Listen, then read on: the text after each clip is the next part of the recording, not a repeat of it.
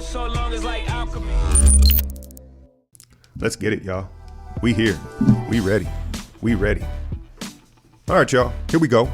NBA Alchemy episode 12. I was wrong. I was one off last time over the weekend. Now, everybody is talking about the Lakers because, hey, man, all eyes are on them and it's fun. It's fun right now. It's what I'm into, right? I haven't missed a Laker game. And now Luke Walton is on the hot seat. They're underperforming, and you hear all these talk shows and radios. Luke Walton, is he going to last? Is he going to not? Well, I'm going to give you something a little different because I want to talk about what is actually going on, some more detail into what is so alarming about Luke Walton's coaching. So let me start in Portland. When was it? Saturday night. They almost blow the 20-point lead. He has Zubac in its center for way too long in the second half of the game as the 20-point lead is diminishing in Portland. And to me, overall, it just seems like he is too afraid to go small ball. It's not like he's anchoring the middle and he's any kind of defensive stopper. He's terrible, frankly, moving laterally. He has some touch around the basket. He can score, but that's fine. So that's first and foremost. They almost blow that lead in Portland. By the way, there was a little Ingram. It was hilarious. Ingram gets bullied off the post and LeBron tells him get out and he kind of sulks about it. So let's monitor that as well. Ingram starting to get frustrated with bowing to the king.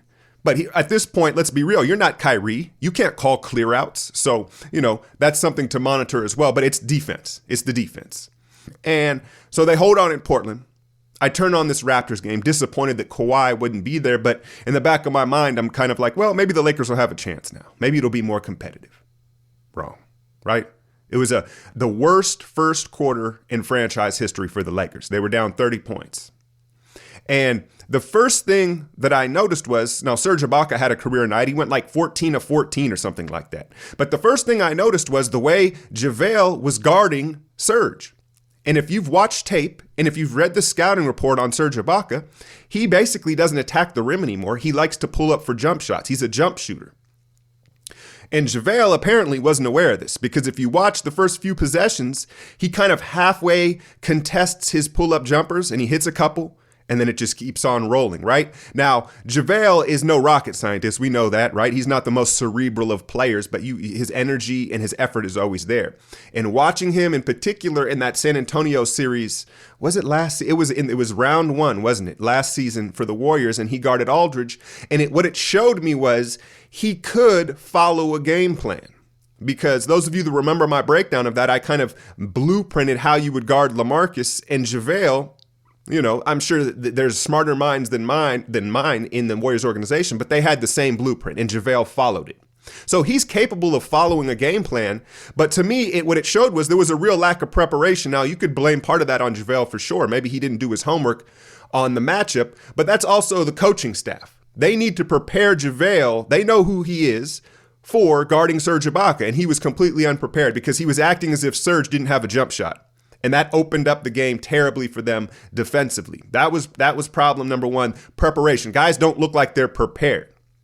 Now, when you have a young team and it looks like everybody has a different concept, everybody thinks the switching concepts, it looks like they've all been told different things. And you look at Hart, Lonzo, and Ingram, all three of those guys are capable defenders. Now, they're young, they're inexperienced, but they have the potential to be good defenders and they can move and stay in front of guys laterally. But it looks like they're all on different pages. So as a coach, you've got to simplify things. They don't need to switch as much. They need to have a few set universal rules. And so there can't be as many breakdowns in communication because everybody knows it's the rule. There's the rule. There's not gray areas. There's not subjective. Should we switch? No. It's a rule. We all follow it. And then they can't point blame at each other. Now, one of these rules that they need to understand is, and this is King LeBron's rule, in any kind of switching scenario, if you notice, he's going to drop into the paint. LeBron at this point in his career wants no parts of guarding anybody on the perimeter. Thank you, Steph Curry. Nah, but, I don't blame him. You know what I mean? He's so big. He's slowly turning into like a 4-5. He doesn't want to be, at least defensively. So that would be universal rule number one, right? Whenever LeBron is in a pick and roll defensive situation, he's going to drop, whether it's easy, whether the other guy has to cover more space or not to stay on the perimeter. LeBron wants to drop into the paint. So that would be one of them. But I would switch less. I think that's going to take some of the miscommunications out. Let these young guys use their fresh legs and fight under and over and through screens on the perimeter. And you have JaVale anchoring the middle, obviously leading the league in blocks. And that's a double-edged sword because there's so many blown coverages. That's why he's getting all those opportunities to block shots. But another problem I'm seeing, particularly with Ingram. Now, I don't want to bang on Ingram because I like his effort defensively. And that's the other key sign with this problem for Luke, because the effort isn't that bad, right? It may appear to someone's common eye like, oh, they're not even trying. No, the effort is there. The communication and scheme is so bad, it looks like they're not trying. They're completely blowing coverages.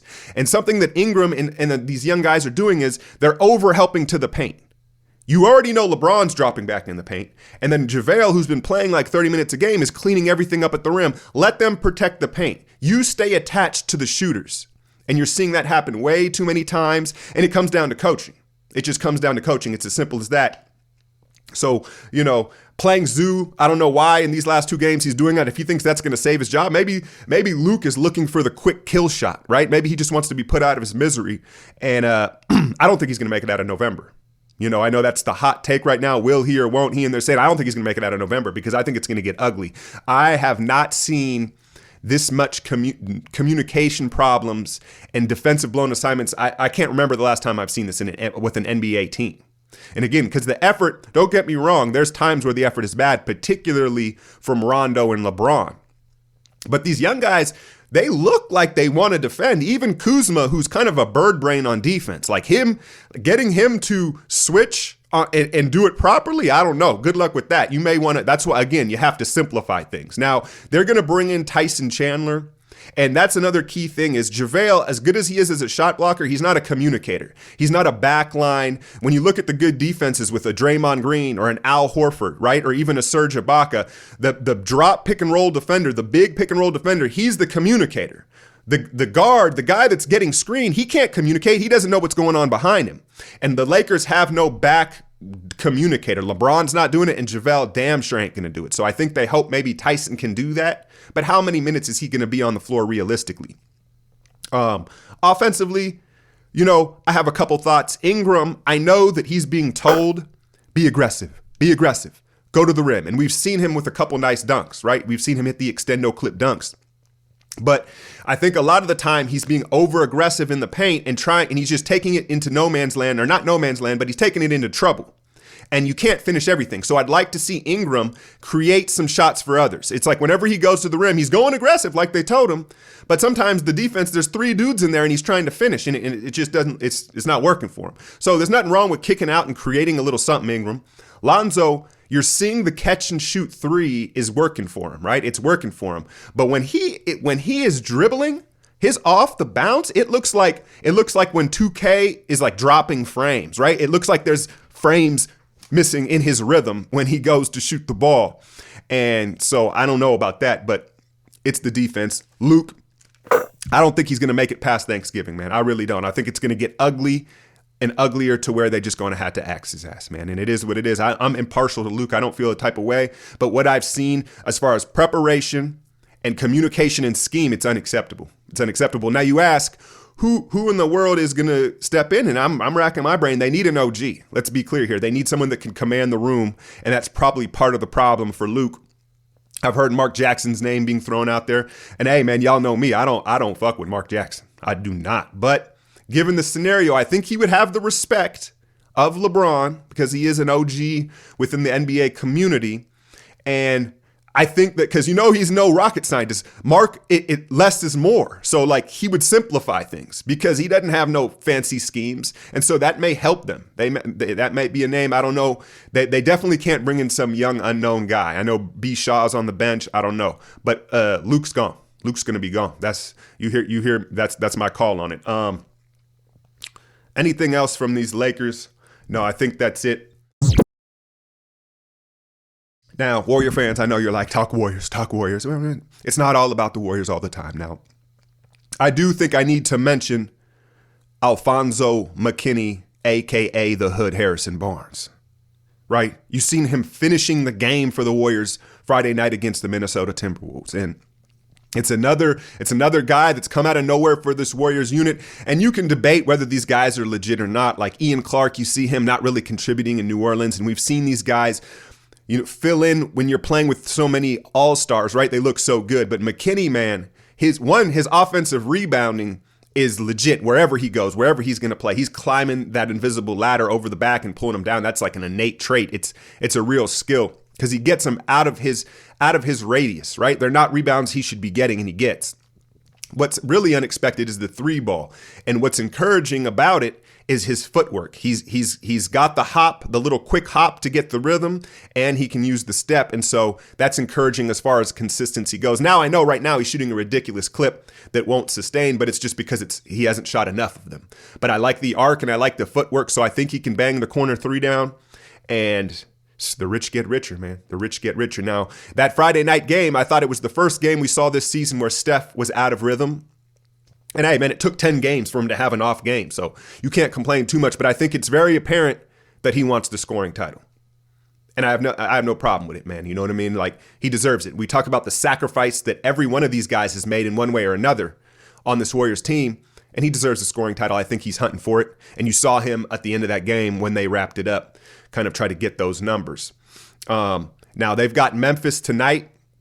I'm intrigued to see if Damian Jones plays heavy minutes against a bigger Memphis front line. Obviously, Marc Gasol, Conley's healthy. They just got beat by Book out here in the desert on a game winner. But they have, Kyle Anderson. They're a slow, plodding, physical team. So I think we'll see Looney. We'll see heavy Damian Jones. And it may be a different look in rotation for Kerr, and we'll get a different look at guys. I'll have the patron breakdown for that tomorrow morning, as well as I think I'll be live for that big Bucks matchup Thursday on my Patreon pregame. Anything else? This is going to be a quicker one. I guess there's one last thing. Shout out my guy on Twitter, because I had to go back and watch the highlights of this. I'm not going to front like I saw this entire game. But Andre Drummond, Joel Embiid. Now, you can go Google the history, the timeline of this beef, but this is, and I know someone got real mad at me. Like, I think it was during the Chris Paul Rondo fight. They were like, "You're promoting violence, Alchemy. Goodbye." And it's like, come on, man.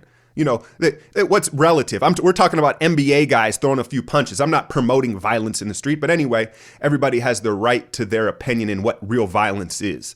Back to the Andre Drummond Embiid situation. It's gotten to the point where Andre Drummond needs to put Joel Embiid on his butt.